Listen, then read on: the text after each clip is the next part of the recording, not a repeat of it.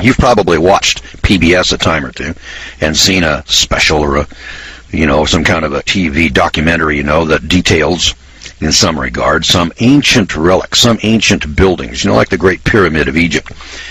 And then they'll give you the numbers that go along with it, like this is the most massive building ever built in the history of the world to this day, as I speak to you today, as you're listening. The Great Pyramid of Cheops is the most massive building. Until about 1935, it was also the tallest building ever built in the world, until the Empire State Building was built back in 1935. The Great Pyramid was the biggest, tallest building in the world. And they'll tell you, some statistics and one thing and another, and then we sit here in awe, and we kind of marvel, because you see, when we go to public school, they tell us that man, years and years ago, was a brute beast evolving from apes, and that we were really pretty dumb, dragging our knuckles on the ground and hitting our women over the head and dragging them off into the cave, And so, if your view of the world, or your world view, is based upon evolution, and then you look at this great pyramid out here, this great building, and you listen to these numbers over here, they don't add up. They don't add up. Now, I'm a general contractor, and I build buildings. And when we build a house, if that house is plus or minus an inch, that's plenty good enough. And when we get them a little out of square, they're 2-3 inches out of square, no big deal. We just cover it up, by dividing the inch or the 3 inches, in half. And then when we put the roofing on, we fudge a little bit over here at the bottom, and then we fudge a little bit up there at the opposite top. And when you look at it, you can't see it.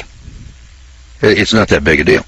And that's building a house. Now, the Great Pyramid, to show you how accurate it is, in 1964, they developed, I don't know who it was, but somebody developed what they call a laser transit.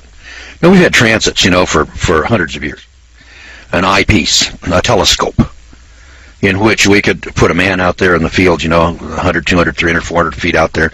We can measure elevations with a stick, and we can measure straight lines and things like that. It's been going on for a long time. So we've been surveying and measuring, for centuries. But the accuracy of it wasn't all that great. And so we've been making maps, for hundreds of years. But the maps, aren't exactly accurate. And so as time progresses along, we've been getting more accurate maps.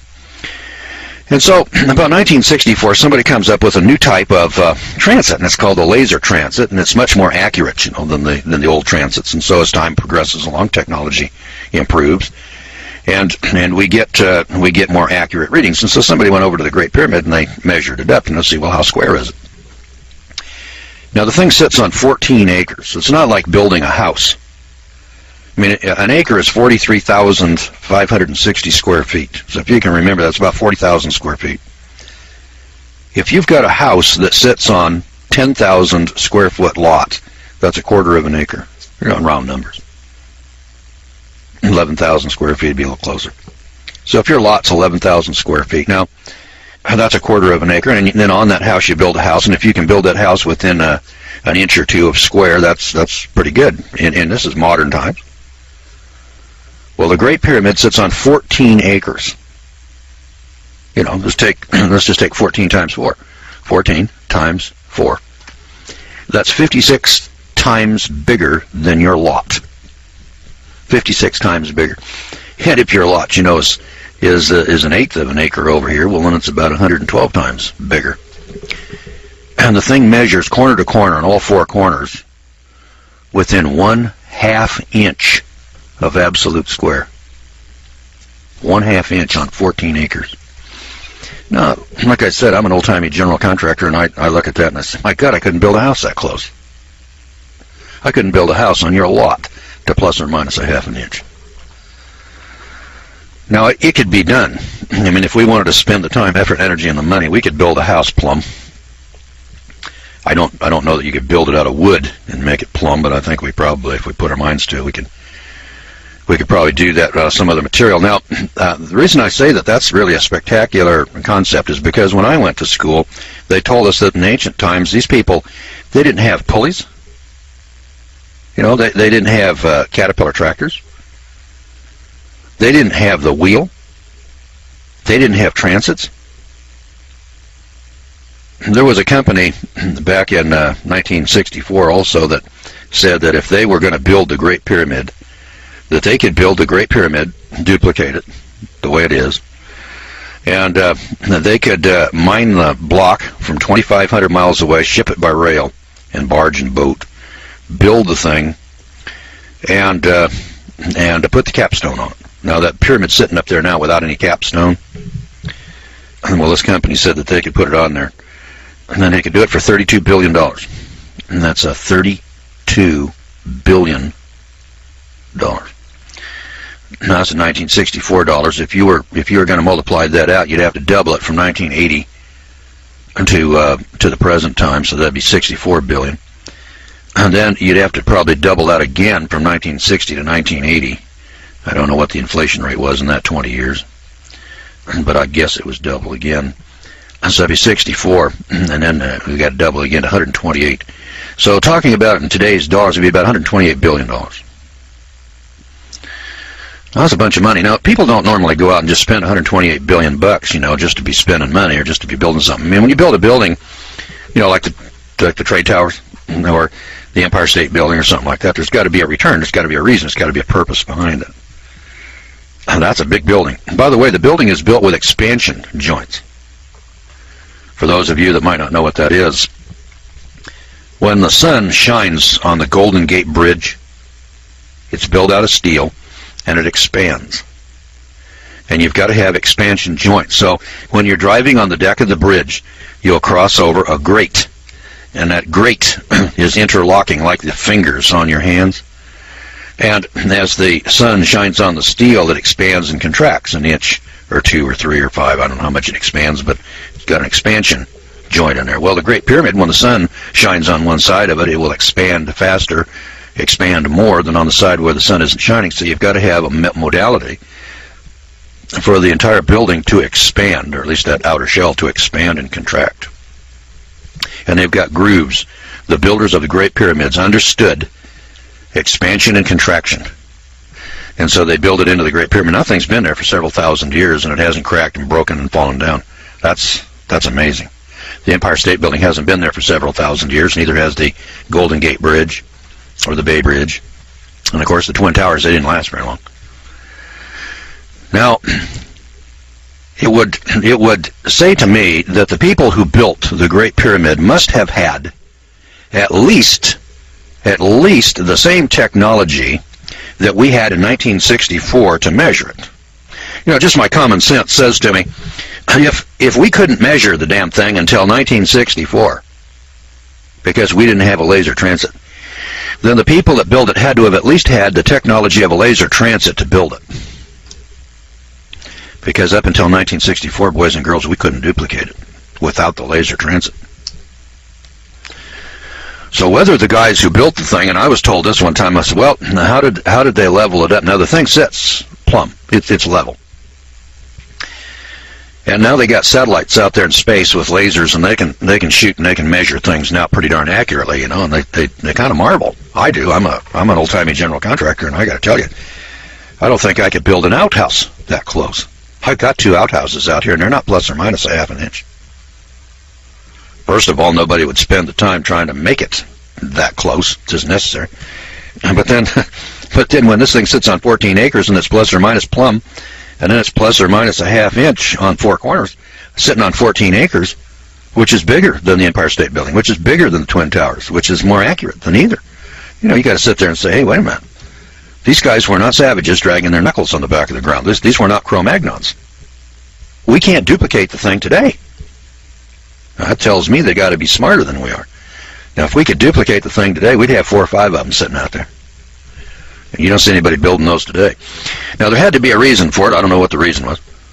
And that's another thing. People don't spend $32, $64, or $128 billion, building the most massive building that's ever been constructed in the history of mankind without a purpose. We haven't got a clue. Can't figure it out. Nobody's spending $128 billion today to build something over there in Washington, D.C. to commemorate World War II.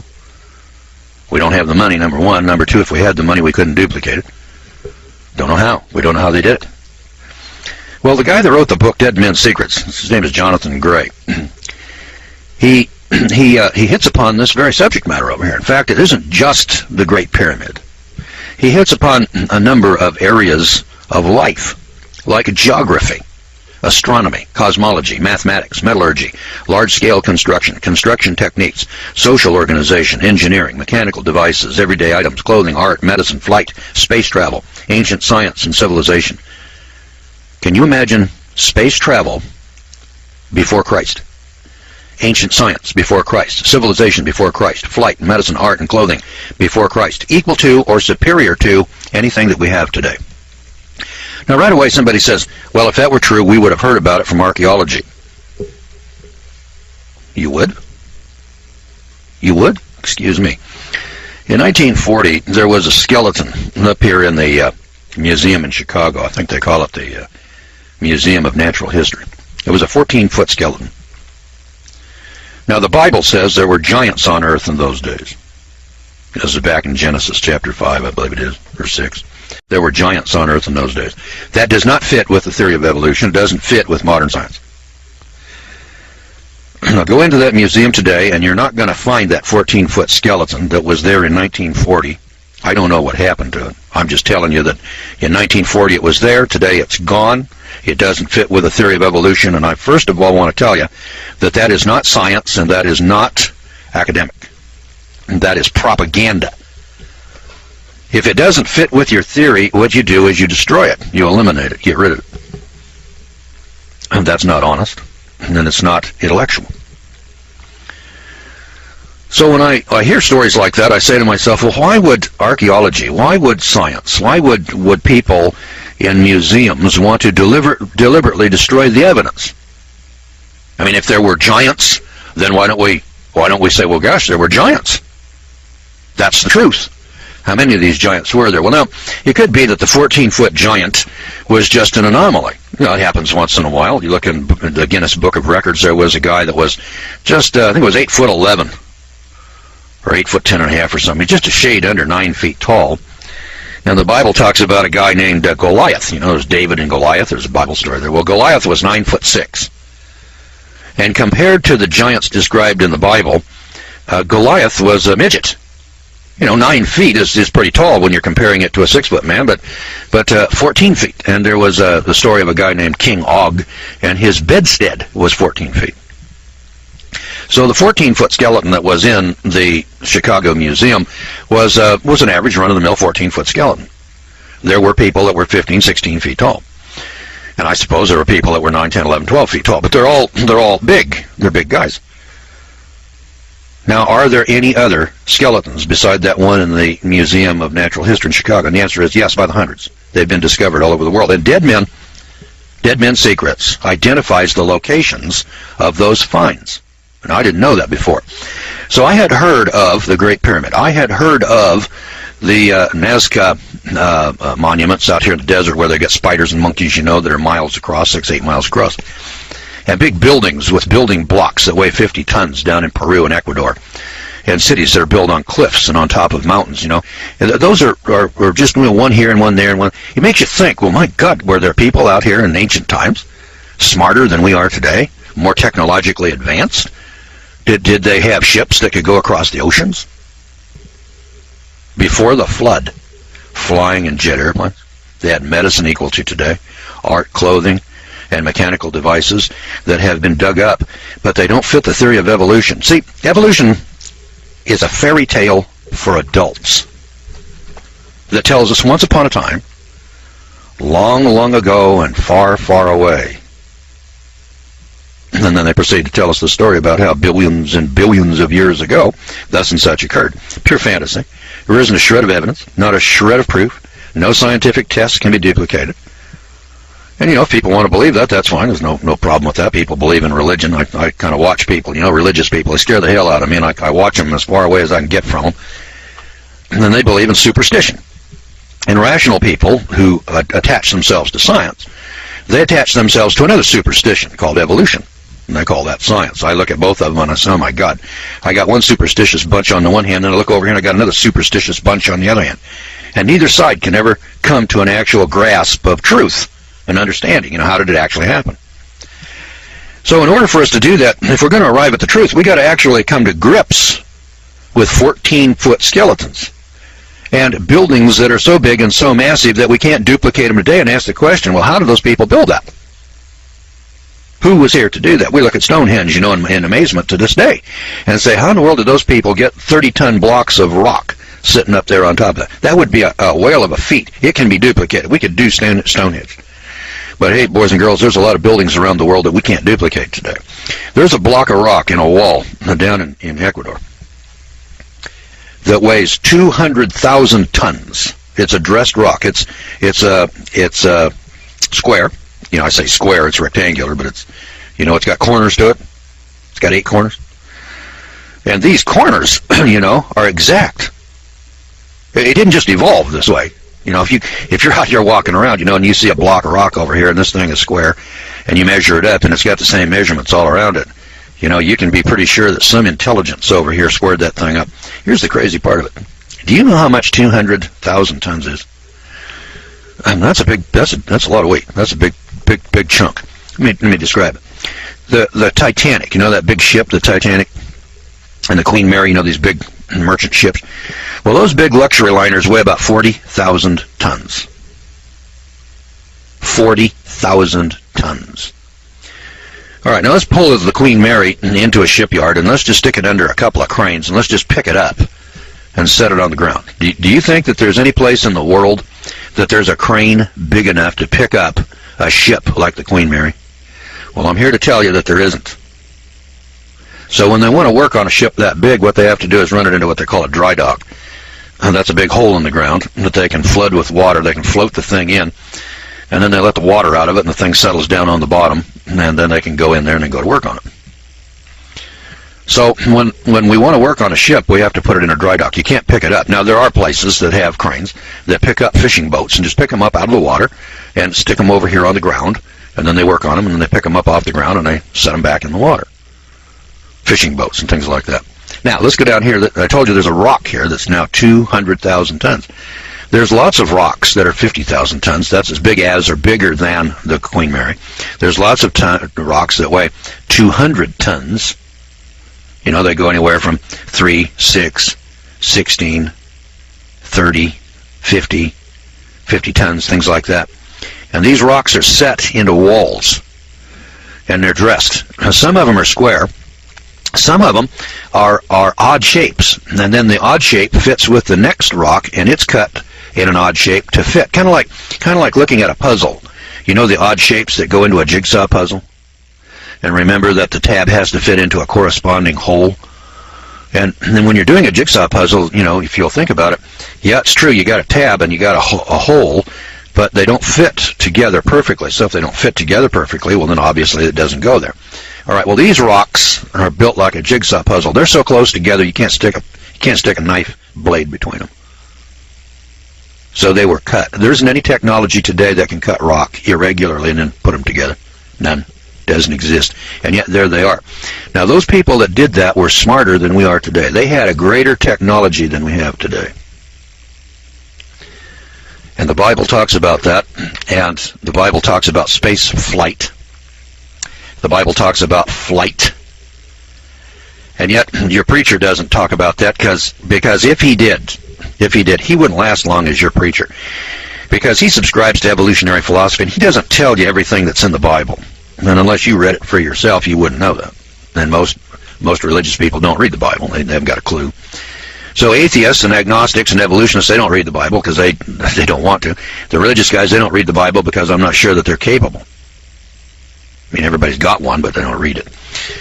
And if they read it, they don't believe what it says. I mean, time and time again, you take a look at people's actions, in life. People don't practice Exodus chapter 12. Jesus asked the question. He said, well, why do you people call me Lord, Lord, and do not the things which I say? That's because they've got a different God. They've got a different religion. They've got a different program over here that they follow. They don't follow the Scripture. Well, anyway, Jonathan Gray over here writes a book called Dead Men's Secrets. And I want to tell you a little story here, pertinently. William Prescott, the great archaeologist, reminds us that a nation may pass away and leave only the memory of its existence, but the stories of science that it has gathered up will endure forever. You see, folklore is a fossil of history. It preserves history in the guise of colorful tales. Far from being a collection of fables, it is a recital of actual past events, even though from generation to generation some facts have become distorted or forgotten. Professor I.A. Efremov of the Soviet Union cautions that historians must pay more respect to ancient traditions and folklore, and he accuses Western science of snobbishness in rejecting the tales of the common people. We must face it, legends are usually based on hardcore fact. Take the legend of Troy, for instance. No scholar ever took the Iliad or the Odyssey of Homer as history. But Schliemann, putting faith in it, discovered the mythical city of Troy. The Iliad spoke of a cup decorated with doves, which Odysseus used. In a shaft, Schliemann found the 3,600-year-old cup. Herodias told a fabulous story of a distant country where griffins guarded a golden treasure. This land, Altai or Kim-Shan, has now been found, together with ancient gold mines and decorations from a high culture, prominently display the griffin. This vague myth is now seen to be a fact. Mexican Indian legends spoke of a sacred well of sacrifice into which maidens and jewelry were hurled. Historians dismiss this as a mere tale, until the well at Chichen Itza was discovered in the 19th century. Now, more than any document, the Bible has been assailed as a collection of fanciful myths. And yet, to the embarrassment of its critics, archaeological discoveries have proved time and time again that the fabled cities, mythical persons, and impossible events were not only true, but they were in fact reliable historical reporting in every detail. And indeed, the Bible can now be regarded as the most accurate and the most trustworthy source of history that we possess. All right, so these legends are usually based upon hardcore fact. Now, our ancestral memory of the golden era, if we were to credit the collective testimony of all ancient races, man's early history was truly an incredible history. It was a golden age of advanced civilization, of original giants who had superior intelligence and technology. This appears to have been a universal truth known to everyone in ancient times. Sacred records affirm that at the very beginning, soon after the fall from paradise, men possessed extraordinary mental abilities. Beginning with the raw earth, they mastered a high level of civilization and technology in just the first 6 generations of their existence. In that short time, they were able to build cities, play complex musical instruments, and smelt metals. Indeed, with their scientific complexities, these earliest men, it seems, were no fools. We might well wonder to what degree they further developed and refined this technology. In the final few centuries before the flood struck, were the miracles of science as common as they are now? A perfectly valid question, I would think. Now imagine, if you can, paved rainbow cities whose houses of crystal reflected every special hue, and we're talking about air travel, computers, and plastics. Now, did you know that when Alexander Graham Bell gave us the telephone, he said that it had been done before? The old devices have been reinvented, he observed. Yes, you read it right. That's exactly what Bell said. He said, in fact, the question was pressed further by the eminent British scientist Frederick Soddy. He's a winner of the Nobel Prize in Physics, and he wondered whether the ancients might not only have attained our present knowledge, but a power hitherto unmastered by us at this time. Now, there are physical remains also. So, in our quest here for the truth concerning ancient civilizations, we've got to have some physical evidence. As a jurist or a lawyer, if we went into court and we wanted to prove our theory or prove our side of the case, we'd have to have some kind of evidence. We call them exhibits, physical evidence. Now, where did Bell and Soddy get their information? Well, quite possibly from some rusty old records. Nevertheless, our quest is not based on ancient text and reports, but on accepted scientific discoveries. There are recently discovered artifacts that cannot be dismissed, namely objects of metal sitting in museums today that are unquestionably made in the ancient world that would have required very advanced technology to produce. a technology not to be repeated until our day today. The weight of evidence grows daily, evidence that all of the major secrets of modern technology were known and then forgotten long ago. Evidence that early man did create a society that surpassed ours in all aspects of development. The entire world is really a dead man's tomb. It's a treasure hunter's paradise. As we prize or we open the coffin, suspense builds. And slowly, we are lifting the lid on a lost technology which almost smacks of science fiction. We come face to face with such absurdities as brain transplants, colonies on Mars, and invisible men. And then we wonder, what's next? Well, admittedly, such concepts almost strain credibility. And we're tempted to ask, could the ancients have really advanced so far? It may help to consider our own age. As recently as 100 years ago, were not most of today's inventions totally unknown, even unbelievable? Since then, the spawning has been very sudden and very rapid. And what's more, the present age of basic discoveries is hardly at its end. It is forecast that just 15 years in the future, the accumulated knowledge that we have today will double in just 15 years. Now, can you grasp what that means? How then can one possibly conceive of the state of knowledge attained by the antediluvians before the deluge struck? Let me ask you this question. Think about this for a second. In the Bible, it tells us that they were artificers in brass and iron in Genesis chapter 4. An artificer in brass and iron. Let's go back to Columbus. No, we look back 500 years and we say, well, that's the Middle Ages, and technology wasn't as advanced as it is today, but we had ships, and we had metallurgy, we had swords, and they had some cannons, they had guns, they knew about gunpowder. Well, in Columbus's day, in 1500, they were still casting cannon in sand. A turret lathe had not been invented yet. Metalworking tools, such as lathes, were yet to be discovered in the future. Now, if we were casting cannon in sand 500 years ago, and within 500 years we're putting men on the moon,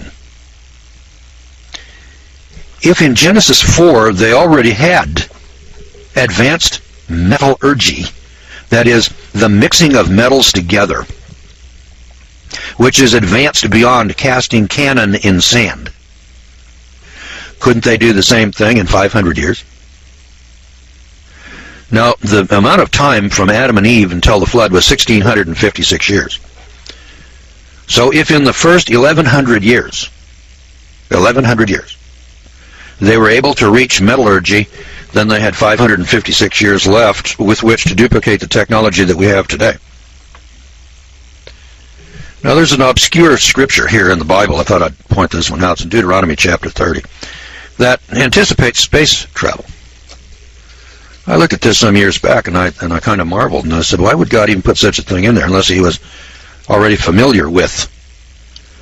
In verse 4 it says, if any of yours be driven out unto the outmost parts of heaven, from thence will the Lord your God gather you, and from thence shall he fetch you. How far out into the heavens has man traveled that he has been lost on other planets or on other moons, like, say, our moon or Mars? I don't know. It never entered our vocabulary until the last 50 years. It's been in my lifetime. When I was a kid, we used to read the comics, and there was a guy by the name of Flash Gordon. That was science fiction. That was in the 1950s.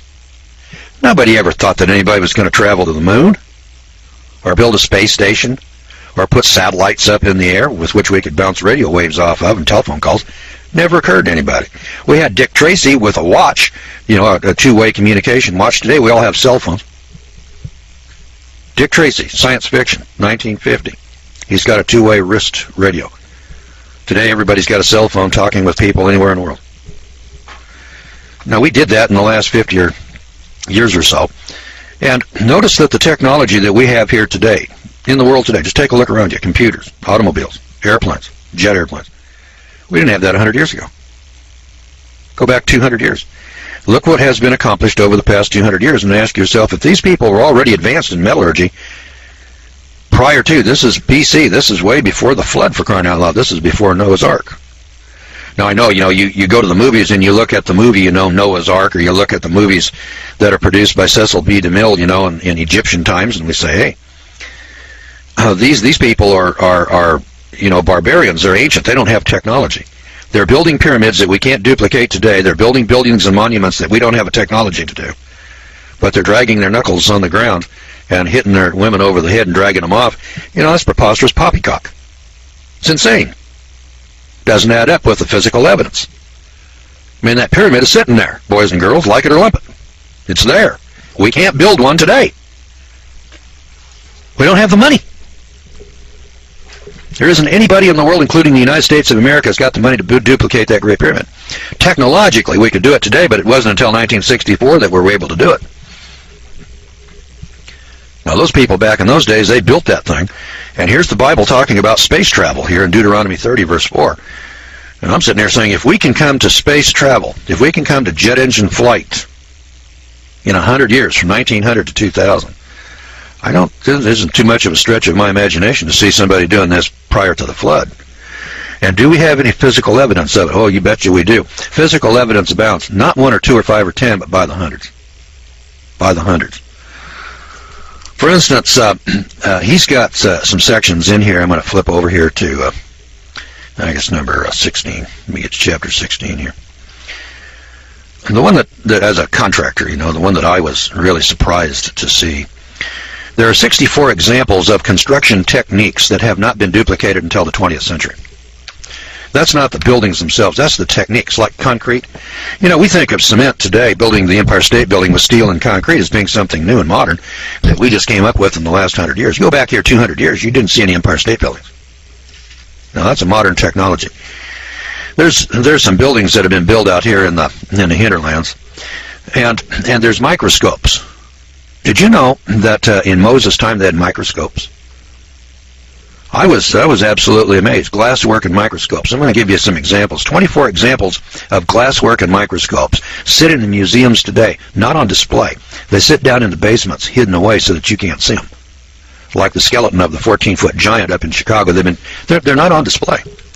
They exist. They were found. They've been recorded. We have the pictures of it. We know that they're there, but they don't fit the theory of evolution. And anything that doesn't fit with evolution is not put on display.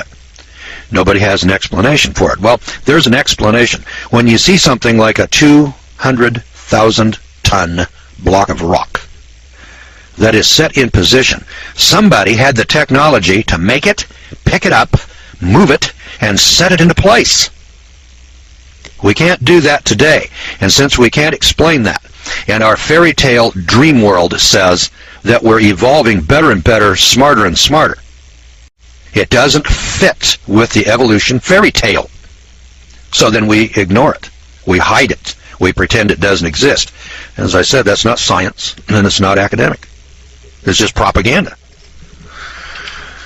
So over here in chapter 16, we've got some buildings. I want to point out a couple of 3 buildings here. We've got about 10 minutes. So.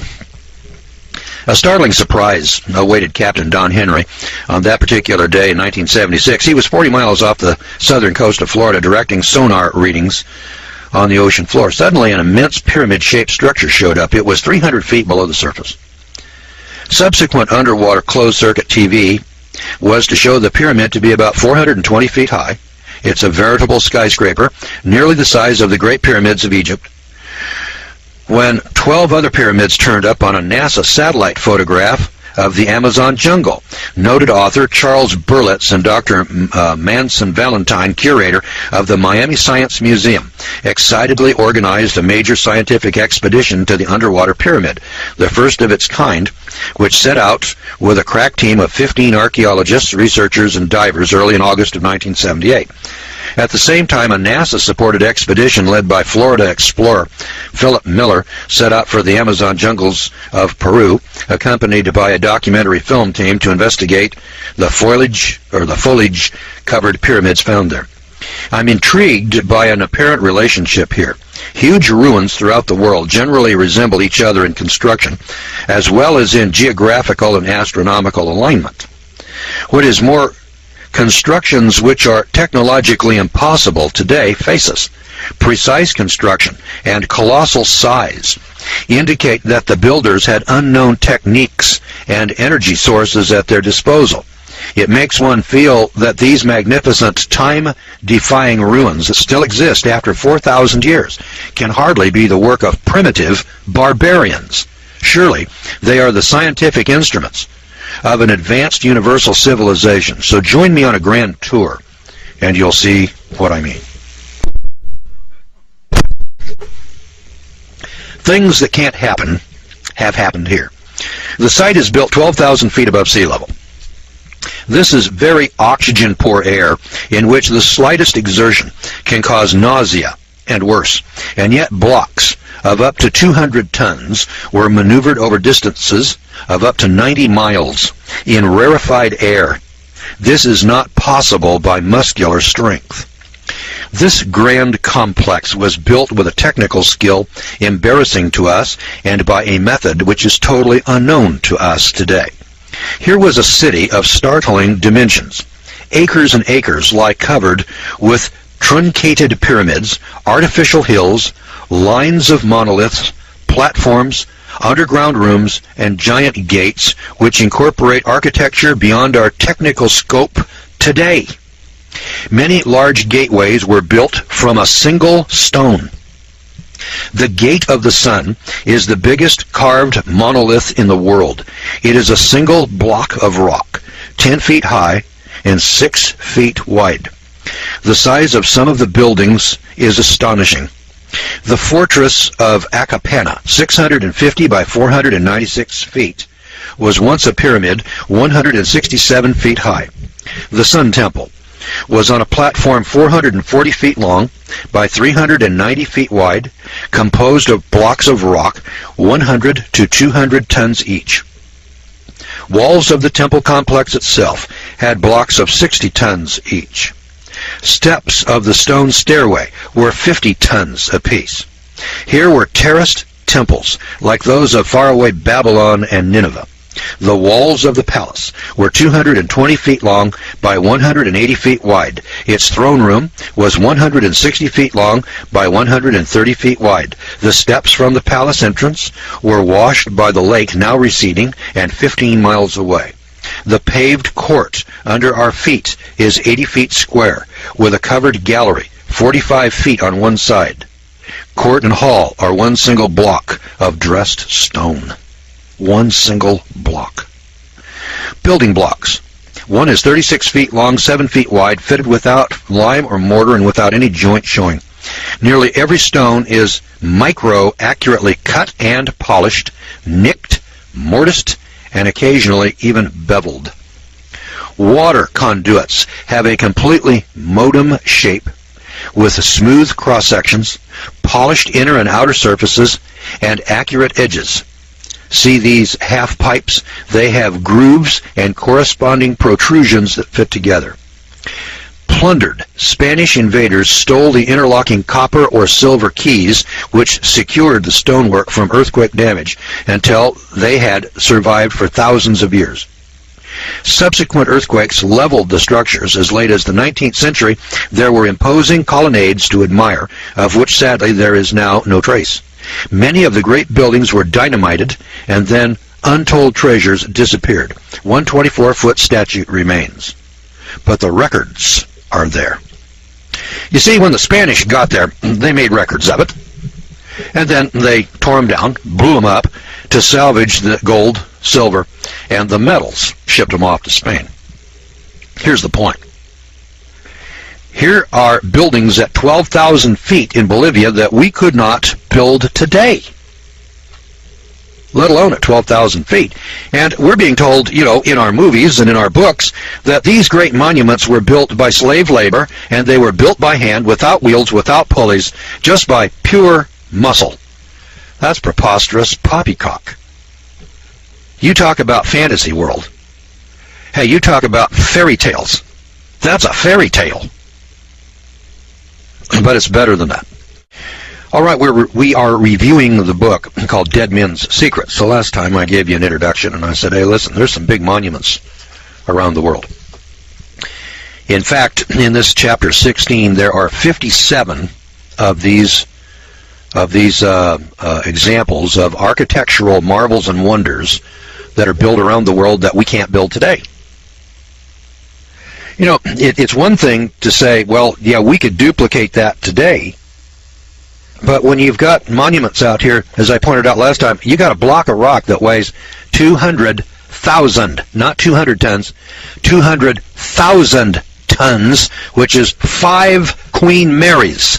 Somebody quarried that block of rock and then moved it and set it in place.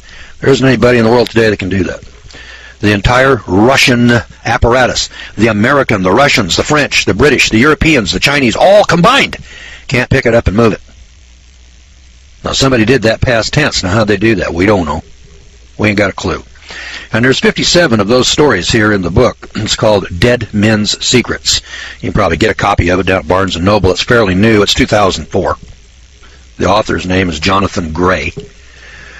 And it's put out by an outfit called, kind of an odd publisher here. I've never heard this name before. They call themselves Teach Services Incorporated. Published by Teach Services Incorporated. They got a webpage. It's www.teachservices.com. And it's TEACHS is in capitals, and ERVICES.com is in lowercase. It's the way they've got it here in the book. I'm very impressed by the book. I have heard about these stories. I have heard about batteries in the Museum of Baghdad. And I've heard of airplanes out of Ecuador, model airplanes, you know, little models of airplanes that were jets. You know, and today we would look at that and say, my God, that's a jet airplane. And made out of silver, you know, little ornaments and things like that. And you hear about these little stories. The 14-foot skeleton I told you about last time that was in the museum up in Chicago disappeared. And this author points out that the Smithsonian is sitting on warehouses full of this stuff. And they won't put it out. They haven't destroyed it. In some cases they have. It's been destroyed, but much of it is in the warehouses, and they're not putting it out on display. It doesn't fit evolution, and if it doesn't fit evolution, then we don't put it out. And so this guy wrote a book. See how many pages are in here. It's a pretty thick book. It's 300 pages. Come on, page numbers. Show me your stuff here. Oh, my God. Tell me there's no page numbers. Here we are, 350. Yeah, it's 350 pages or more. 350 pages, and it talks about geography, astronomy, cosmology, mathematics, metallurgy, large-scale construction, construction techniques, social organization, engineering, mechanical devices, everyday items, clothing, art, medicine, flight, space travel, ancient science and civilization, all of it documented, all of it with physical evidence that we have uncovered over the last 200, 300, 400 years. And it's sitting around in warehouses, being carefully hidden, being carefully concealed, but it's all well documented. And he's done a very professional job, footnoted it, showed you the sources. I got to tell you this story. Now, last program I told you about a 12,000-foot elevation here in the Andes Mountains, where they've got this fantastic city over here with the ruins and so on, well documented by the Spanish when they got in there. They blew it up, destroyed most of it. Some of it, I mean, the site's still there. Most of the rocks are still there. They got pictures in the book here of the rocks. The tragedy of it was the destruction that was wrought by the Spanish. They just came in there and just tore it all to hell. Not exactly clear why they tore it all up. It didn't all have gold and silver in it, but much of it did, and they robbed it and stole from it. Did you know that there are pyramids in the world that are bigger than the Great Pyramid of Cheops? Now, if you're like me, you heard that the Great Pyramid of Egypt is the biggest pyramid in the world. Down in Mexico City, 40 miles out of town, there's a couple of pyramids called the Pyramid of the Sun and the Pyramid of the Moon. I saw those as a kid. I was about 20 years old or so. I went down there and I looked at those pyramids, and my God, these two pyramids look just like the pyramids over in Egypt. How could these people over here in the New World be building pyramids that look just like the pyramids in Egypt unless they had had some kind of communication? I mean, I can see people building a pyramid, on both sides of the oceans, but you got to have, if they look alike, they got to look different, if they never had any communication. If they look exactly alike, well, then obviously one saw the other and copied it. I don't know who copied what from who, but I'm pointing out that these pyramids are all over the world. It isn't just here in the New World or in the Maya lands or the Aztecs and so on, but hell, these pyramids are in China. They're in Australia. They're in the United States of America. Did you know we got 9 pyramids over here in the United States of America, sitting over in Illinois? I never read about those pyramids here in the United States when I went to school. I never heard a word about them. And one day my wife said, my wife is from Illinois, and she said, have you ever heard of the pyramids in Illinois? I looked at her like, pyramids? She says, yeah, they're about the same size as the Great Pyramid of Cheops in Egypt, and there's 9 of them in Illinois. And I looked at her like, lady, you got to be out of your mind. There's no pyramids in America. If there were, I would have heard about it when I went to school. And she said, well, turn left here. Let's go take a look at one. So we drove out into the countryside. And here's this great big mountain. There are parks. You know, the state of Illinois has a park there. I climbed to the top of one of them. The top of the pyramid, the top of this pyramid in Illinois, is 1/2 acre in size. That's the top. The top is 1/2 acre. It's bigger than your house. It's bigger than your lot for most of you people out there. I was looking on the computer last night, and we were taking a look at houses in the Los Angeles area, and there's lots, 7,000-foot lot, 8,000-foot lot, 6,000-foot lot. I mean, you people live on pieces of ground that aren't as big as the top of this pyramid. I'm not talking the bottom of the pyramid. I mean the top of it. And then yet sits on acres and acres of land, and it's 400 feet tall, and it's built out of dirt, and somebody packed all that dirt up there. I'm telling you, boys and girls, that if you had to go out here and build that pyramid today, if you called the Caterpillar Tractor Company, you'd have to have a major contracting outfit like Guy F. Atkinson to come out there and build something like that. You know, we look at it and we say, oh, well, just a bunch of Indians with a bunch of baskets carrying dirt stacked it up there. There's no Indian tribes around here ever claimed that they built that thing. It was there when they arrived. That's what they're telling them. Well, anyway, here, listen to this. The tallest building in the world until this century, until the 21st century, and still the most massive structure on Earth, is an ancient pyramid 120 stories high. 120 stories. All right, now the Great Pyramid is 450 feet high. That's 450 times 10 is 4,500 feet. Is that right? No. That's I think the Great Pyramid of Cheops, if I remember, is 450 feet divided by 10. Yeah, that's 45 stories. Now remember that the Twin Towers in New York, the Twin Towers, they're 110 stories tall. Remember that? I think they were 1,100 feet, as I recall, because there's 10 feet to a story, known round numbers. So you got 110 times 10. Yeah, they're 1,100 feet tall. All right. This pyramid is sitting in China today. Today, in China. You know, where they find all these great things every once in a while. Well, it stands on a long, desolate, flat stretch of land 40 miles west of the ancient capital, Xianfu, on an old dirt road, caravan trail, and crosses from Peking, or Beijing they call it today, to the Mediterranean. About 2,000 feet at the base, it rises some 1,200 feet. All right, it's 2,000 feet at the base, and it rises 1,200 feet. 1,200 feet. The Great Pyramid in Egypt, 450 feet. This one rises 1,200 feet. There are actually 7 pyramids, flat-topped, with 3 carved giants resting along the outer edges. The 4 faces of the pyramids are, like so many ancient structures, aligned to the compass points. Traces of color remain on the sides, indicating that colors that were given to each side: east, aqua green; south, red; west, black; north, white; and on the flat tops, traces of yellow. A pair of American adventurers who roamed Asia between the 2 world wars, R.C. Anderson and Frank Shearer, were shown these pyramids, and Anderson visited Egypt's pyramids in 1970 and believed himself to be the only man living to have seen both the Chinese and the Egyptian pyramids. In 1946, a U.S. Army airplane crew rediscovered and photographed these pyramids from the air. Place 26 skyscrapers the size of the Empire State Building, and you have the volume of the largest Shin-Si pyramid. All right, you ever hear of that? I hadn't either. So I wanted to tell you. Some skyscrapers, heights, and constructions in China equivalent to 120 stories, Ecuador 60 stories, Egypt 48, Bermuda seabed 42, Italy 35, Iraq 30, Guatemala 23, India 22, Mexico 21, Kampuchea, Kampuchea, 20, Arabia 20, and Turkey 20. Now these are all buildings or monuments in China, Ecuador, Egypt, Bermuda, Italy, Iraq, Guatemala, India, Mexico, Kampuchea, wherever that is, I can't tell you. If you want to check me out, Kampuchea,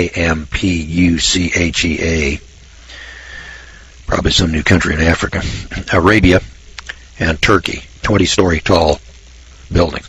Hell, we weren't building 20-story buildings until 1900. And they're still here. These structures, by the way, boys and girls, have withstood time for thousands of years. And it's thought that all of these structures are built before Noah's flood and survived the flood. Or they were built right after the flood in the period of time between Noah and the Tower of Babel and up to the time of Abraham, which would have been around 2000 BC. Now, some of these monuments went through the flood, I would guess. They survived the flood. I could be wrong about that. They may have all been built on this side of the flood, every last one of them, but my guess is that some of these things, especially up in the Andes Mountains, unless, of course, they had that technology after the flood and then it was destroyed after the flood, which this guy points out could well be the case. Now, this is the section on construction, large-scale construction. There's another section in here that's called construction techniques. It's chapter 17. There's 64 examples of construction techniques. He starts off by saying, it is a human impossibility, gasped Hyatt Verrill. And he's right, and yet it happened. The great mountains of the Peruvian Andes are awesome enough until you gaze up those extremely steep slopes, and you perceive the death-defying ruins perched on top of these mountaintops. The setting is terrifyingly wild, mountains miles high, vanishing into the sky, notched with narrow ledges, slashed with ravines and bottomless gorges. Waterfalls of an awesome beauty plunge from these immaculate snowy peaks down into the damp, unknown depths of the canyons. So rare is the air that even the mules are obliged to stop every 10 paces to catch their breath. Here at the frontiers of the impossible, a vanished civilization set gems in stone, astonishing and astoundingly assembled polygonal walls suspended over the abyss. They carved practically vertical stairways up stupendous precipices. High in the clouds rises one acrobatic stairway of 64 steps, which had to be carved in a place where one could only get a toehold for support. Another comprises 600 steps. Just imagine that. And then here are the pictures of these stairways up these mountains. Now these ingenious jewels, or jewelers in rock, ascended a dizzying mountain no wider than the blade of a sword, and topped it with watchtowers and walls pierced with lookouts. The mountain drops away so abruptly that if a workman slipped, his body would not hit the bottom for 3,000 feet. Today, on all sides, the ruins of temples, fortresses, and towers surmount the peaks and cling to the vertical sides of the canyons like ivy. Overlooking a waterfall, a splendid palace rises above the fierce abyss, impossible to reach. How was this palace built? Terraces were miraculously inlaid into vertical slopes, perched over the canyon faults. How did they hoist up heavy, carved rocks by the thousands? Site after site is built atop bluffs, which are too steep to be accessible. Many seem to have been literally hurled up as though the monstrous stones flew there. A high carved niche opens out over the abyss, under a ridge shaped like the letter I. The rock was leveled and encrusted with carefully joined stone cubes. Only a daring mountaineer hanging from a rope could possibly reach it. The builder magicians, I tell you, had no sense of the impossible. Everywhere loom buildings that defy the laws of equilibrium and gravity, as well as vertigo. These are a triumph of human daring and of technology which almost smacks of science fiction. And would you believe it? Sometimes the enormous blocks were brought from quarries more than 1,000 miles away. Now, boys and girls, let me point this out. You got rock. Now, these aren't the super big rocks. These are rocks, of 10, be 3, 6, 9, 10 tons. Little rocks, about the size of the rocks that went into the Great Pyramid, the blocks of rock. But they're raised up on mountains, steep mountains, that are up around 10 to 12,000 feet in the Andes Mountains, where the air is so thin that the mules have to stop about every 10 paces to catch their breath. Now, how the hell do you build stuff like that up there in those mountains? It isn't being built by muscle labor. It's being built by some kind of machines and mechanical labor. Now, many are covered with intricate carvings. No man alive could duplicate such carvings with the stone tools that we find. As Hyatt Verrell remarks, it is not a question of skill, patience, and time. It is a human impossibility. I mean, we're just taking a look at it, boys and girls. It's there. Like it or lump it. There's the pictures of it here in the book. And I've seen this, time and time again. It was the Incas and the Aztecs, that built some of these monuments years ago. How'd they do that? Where'd they get that kind of technology? And the thing here that is so ingenious in this book are that these kinds of monuments have been found all over the world, and the genius that this guy, Jonathan Gray, has put together here is that he's rounded up not one or two odd ones like you and I have heard about, reading about it in Reader's Digest, or some odd story. I mean, he put it all together. Antarctica. There are traditions of a legendary rainbow city where the colors of the rainbow are said to have been used in the construction of the buildings and even in the paving of the streets. In Rome, glass-storied theater. Emilio Scararo, S-C-A-U-R-O, Scararo, one of Sulla's generals, had a 3-floored theater built at Rome for 80,000 spectators. The first floor of marble, the second floor of glass, the third of gilded wood. Boys and girls, 80,000 spectators. The big stadiums of baseball and football today hold 50. The big stadiums. Is there an 80,000-seat stadium here in the United States of America? If there is, send me an email and let me know where it's at. Would you? I don't think there are any 80,000-seat stadiums anywhere in the world today. I haven't heard of any. This guy in Rome built an 80,000-seat stadium. Worldwide, the use of concrete, the standard mixture of sand and cement that makes up most building blocks of today, was evidently worldwide. Listen to this. They found it at Yaxuna, Tucoba, Mexico, Cuauhcillo, Mexico, Guatemala, Quito, Ecuador, Cunza, Ecuador, Marchusni, Peru, Santa Cruz, Bolivia, Pompeii, Italy, Tourette-sur-Loup, France, Cohard, France, Crete, Sterveco, Yugoslavia, Egypt, Northwest China, Western Australia, Arkansas in the USA, Tennessee in the USA, and New Mexico in the USA are all sites where we have found ancient monuments or buildings made with cement that we didn't discover and use here in the modern world until the last 2 centuries. Well, obviously the concrete technology was available all over the world, for crying out loud, thousands of years ago. Well, how come we didn't have concrete over the last 1,000 years if it was available to those people 2,000, 3,000, 4,000 years ago? Boys and girls, they had technology years ago. And then we lost sight of it. We went into what we call the Dark Ages. And then Julius Caesar went into Alexandria and destroyed 1 million volumes in the Alexandria Library. And the Romans, have been called the great builders, the great civilization. The Romans were the great destroyers. The Romans destroyed more than they ever built. Civilization and technology was so much greater than when the Romans were here as to defy description. The Romans never discovered anything. They destroyed what they found.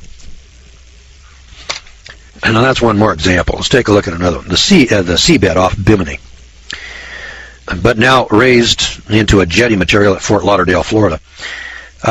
Perfectly drilled 5-pointed star holes with sharply defined tips cut right through 12-foot-long blocks of granite.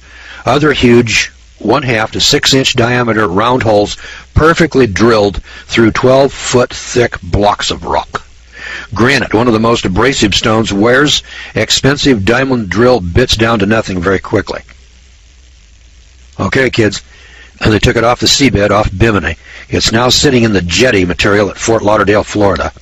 perfectly drilled, 5-pointed star holes with sharply defined tips, cut right through 12-foot long blocks of granite. Another huge 1/2 to 6-inch diameter round holes, perfectly drilled through 12-foot thick blocks. Hey kids, we ain't had that technology over the past 100 years. Where'd those people get it thousands of years ago? 200 years, 500 years, 1,000, 2,000 years ago. Where'd it come from? Did it come from savages evolving from monkeys, dragging their hands or knuckles on the ground? Come on, kids, let's grow up and get real. You know, the people over in Borneo who are still living back in the Stone Age are not doing that kind of technology. And you're sitting there saying, well, you know, we men, we're getting smarter and smarter as time goes along. Hell, we can't do that today. Over in Turkey, the boring of holes finer than the thinnest needle in a block of hard stone. Turkey. Over in Turkey. They got holes bored through stone which is finer than the thinnest needle. We can't do that today. Boring into granite rock with drills that turned 500 times faster than modern power drills today. 500 times faster. In Peru, Tibet, Egypt, and the Sudan, outer walls sheeted in gold, silver, polished marble, or sparkling white gypsum. Granite building blocks, smoothly polished like glass. Practically all buildings of antiquity have been stripped of their outer shiny surfaces, so that today we see only the raw stonework. In Syria, Babylon, Mexico, Samaria, plaster-coated surfaces. In Tibet and Babylon, decorated enamel or blue porcelain walls. Enamel, blue porcelain, Tibet and Babylon, today. China, Babylon, Mexico, and Egypt, multicolored surfaces on building exteriors. In Brazil, the use of different colored stones in the approach steps to buildings. Peru, steps polished like glass. Bolivia, colored decorated pillars. Greece and Peru, hydraulic gates opened by means of a complicated jet of water. In Crete, Etruscans in Italy, hydraulic lifts.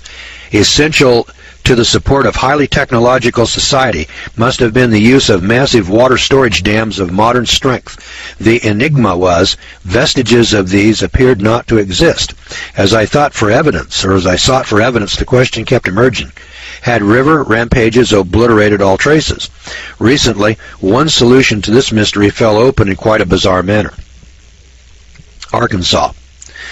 Carpet rock, an area an acre or so in size, which recently split off the Petite Jean mountainside, has a curved grid of ironwork running all through it that gives it the carpet appearance.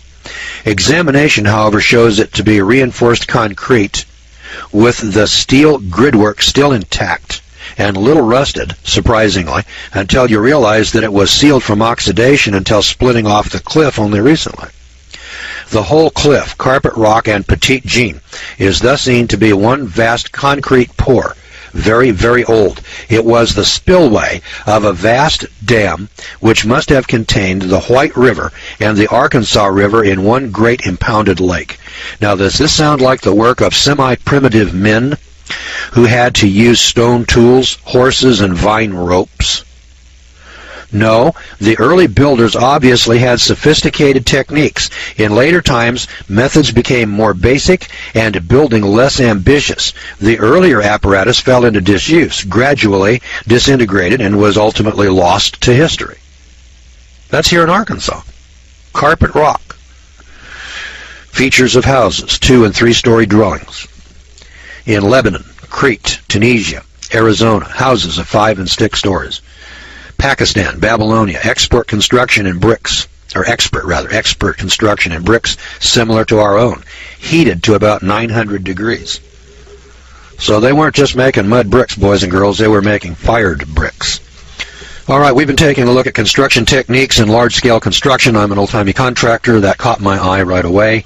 I see these buildings, monuments. I see concrete being used, cement being used in ancient structures. I see pyramids in China. I see pyramids in Mexico. I see pyramids in Illinois. There are pyramids all over the world. Pyramids, like the pyramids of Egypt, all over the world. Who built them and why? I suspect many of those were built before the flood. And if not, then the technology from before the flood, assuming that it was all destroyed, then was built after the flood in that period of time between about 2350 BC and about maybe 1500 BC, maybe a 1,000-year period. Now, there's a lot of questions that you probably have in your mind that are answered in other chapters in the book. Always keep in mind that when I review a book, I cannot read the whole thing to you. I can't cover every page, every subject, every topic, every chapter. So I pick out of the book those chapters that are really boggle the mind. Now, there's one in here that deals with electricity. Have I got electric in here? Where is it? Geography, astronomy, cosmology, mathematics, metallurgy, large-scale construction, construction techniques, engineering, mechanical devices, everyday items. There's a chapter in here that deals with electricity, and I can't put my finger on it. So I'm not going to spend the time looking for it right now. How about microscopes? Microscope. Did Moses have a microscope? Now, we know that Galileo discovered the telescope, sometime in the 1500s. And then from that, somebody got smart and they said, well, if we can see out to the moon, can we see something a little bit smaller? And then we polished glass. And then we made the glass convex and concave. And as time progressed, we finally came up with microscopes. Well, listen to this story. It's chapter 15. Glasswork. Microscope on a sexy spider. Leaping lizards. What do you make of that? Shall we bank for another run? The Peruvian flyers could scarcely believe their eyes. Spread out below all over the desolate Nazca Plateau was a mass of geometric patterns and giant pictures of birds, animals, and people as far as the eye could see. These ground-drawn objects were so numerous that they could be seen only from an airplane. Small wonder that they were not discovered until that day in 1939. Now, here are some really fabled, and you've probably heard this what do they call this thing now? Nazca, N-A-Z-C-A. I imagine if you put that into a Google search, you probably get a lot of information, Nazca. Anyway, for those of you that are uninitiated, down here in Peru, up around 15,000 feet, there's a flat plateau. And on this plateau is a spider. This spider is 6 miles across. It's built about 18 inches high out of just little rocks. Somebody went out here, and they just picked up little rocks, and they built a stone wall 18 inches high. And they built it in the outline of a spider. And the thing is 6 miles across. 6 miles. And it's in perfect size. I mean, the legs are the perfect size with the head, and the head's perfect sized with the body. And it's got all 8 legs, and they all stick out in one thing. There's monkeys and other animals, and there's people, and they're 6-8 miles across. The only way you can see, when you're on the ground and you're walking along, what you see is a stone wall. And so you walk along and you say, gee, here's a little stone wall, 18 inches. It won't keep a sheep in. It won't keep a llama in. It won't keep a cow in. And it's about 18 inches high, and it's uniform in height, and it goes out there for a long, long ways. I mean, you can look down this wall, and it curves, but you can't see what it is. You could not tell that was a spider by looking at this walking on the ground. But in 1939, some guy's flying over it with an airplane, taking pictures, and he says, oh, my God, there's a great big spider down there, and it's 6 miles across. Well, then they went down there and they started measuring this thing. Who built that? And who built the monkey? And who built the people, the outlines of these people in these 18-inch stone walls? That's who built it. And then the question is, why? Why would anybody do such a thing? Because you couldn't appreciate it. You couldn't even know it was there unless you were in an airplane flying over it. You have to be in an airplane. You got to be up in the air over the top of it to see what the hell it is. That's how big it is. Now, that tells you pretty plainly that whoever built that thing built that to be looked at, and the people that are going to look at it are going to look at it from an airplane or from up in the air. Could be a gas balloon, But then if that's the case, then gas balloons were invented before 1700. First one I heard of was a hot air balloon flown in France about, 1705 or something like that. But it gets better than that. Not only do we need an airplane to see this, fashioned by an unknown pre-Inca culture and covering an area of 30 square miles, they're still unexplained. So here's 30 square miles of plateau with a number of these monuments, these monkeys, spiders, and people laid out on the ground in 18-inch high little rock walls. We have no idea, working from the ground, anybody could execute such figures in perfect proportion. They can be observed successfully only from 1,000 feet in the air. One of the drawings depicts a spider. It has one leg deliberately lengthened and extended, and at the tip of the leg there is a small cleared area. Now there's only one spider known who uses the tip of its third leg in this precise manner shown in the drawing in this 6-mile-long rock wall spider. It's called the Riccinuli. It's spelled Riccinulei. Riccinuli. That's the way I'm pronouncing it. It inhabits caves deep in the Amazon jungle. This spider is recognized by scientists for its unique method of copulation, for which it uses that extended leg in the described manner that's in this spider at Nazca Plateau in Peru. It is an extremely rare species of spider. Now, for the incredible part. This spider's mode of reproduction can be only observed by the aid of a microscope. Boys and girls, let's stop and think about this for a minute. Up here on top of this plateau is this huge spider, 6 miles across. You can't even see that this is a spider unless you're up in an airplane at least 1,000 feet in the air. So you can look down on it and see 6 miles across. This spider is in perfect proportion. It's built out of rock. It's not big rocks now, just little ordinary rocks. You can just pick them up and stack them in a rock wall. And the spider now, from the tip of one side of it to the tip of the other side, is 6 miles across, and then from the other side to the other side, it's about 4 miles across. It's wider than it is. It's longer than it is wide. So it's 4 by 6 miles. You got to be in an airplane to see it. The third leg is extended in a way that only this rare spider extends its leg. This leg is used in copulation, in reproduction. And the only way that you can see the way this spider reproduces with this leg is with a microscope. What's that tell you? It tells you that the guy that built the spider up there had to have a microscope to observe the spider so that he would know that the spider reproduces with this third leg. Then when it's reproduced, it's done by a spider being built in stone walls in perfect proportions, 4 by 6 miles.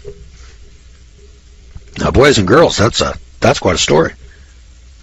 So the question is, how were these artists able to find and then observe their tiny model unless we concede that they inherited a knowledge of science equaling our own, including the use of the ground optical lens in a microscope? Turning therefore to glasswork, we find ourselves treated to more surprises from the ancient world. And yet nothing is incredible any longer. The word impossible should have become literally impossible for us. China, before 2500 BC, Assyria, 2700 BC, and Medzamer, Armenia, 2500 BC, the making of glass was well known. In Haifa, Israel, a glass block weighing 88 tons. There are only 2 masses of glass that are larger than this 88 tons, and both are the casts for the huge mirrors of the Mount Palomar telescopes. Got this? Ancient times, 88-ton piece of glass. It's sitting in Haifa, Israel. Now, we're told, of course, that ancient man was backward. I hope my curiosity will be pardoned. I have a question. How did those early races develop the enormous amount of heat necessary to melt the ingredients into this enormous mass of glass? Well, obviously, this block is inexplicable, except with reference to a super technology. Now, I want to point out that when you got a piece of glass 88 tons in size, boys and girls, those Mount Palomar telescopes, that telescope, that 200-incher up there, it's bigger. It weighs more than that 88 tons. Now go back, do a Google search on Mount Palomar. They built the thing back in the 1930s. And when you read the story of how that Palomar telescope was built, it'll just boggle your mind. And here, Here is a story back in ancient times. They got a block of rock that they call glass. It's 88 tons in size. Huh? Boy, you got to have real technology. That Palomar telescope was designed and built by the Corning Glass Works in New York. They were the only people in the world that could cast a piece of glass that big, and that was back in the 1930s. Then the thing had to be shipped on railroad cars, special railroad cars out to California. Then they had to move it from the railroad cars in Los Angeles up to the top of this mountain. I mean, it's a story that just boggles your mind. It was a hell of a feat back in the 1930s. And here we got the same thing going on thousands of years ago. But they didn't have railroads, and they didn't have trucks, they didn't have gas engines, they didn't have furnaces. Way back there, they were dragging their knuckles on the ground, hitting their old lady over the head and dragging her off by the hair. That's what we're told in school. Come on. What we're dealing with here in modern times is a fairy tale, like the Land of Oz for adults. Evolution is a fairy tale for adults, and they tell us long, long ago and far, far away. What a bunch of horse pucky. Now,